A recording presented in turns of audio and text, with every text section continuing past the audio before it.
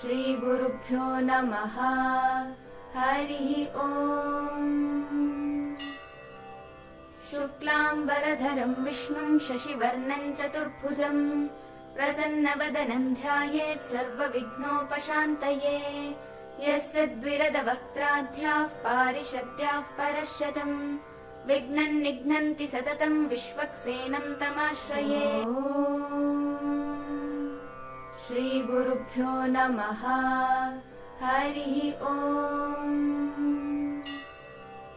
शुक्लाम्बरधरं विष्णुं शशिवर्णं चतुर्भुजं प्रसन्नवदनं ध्यायेत् सर्वविघ्नोपशान्तये।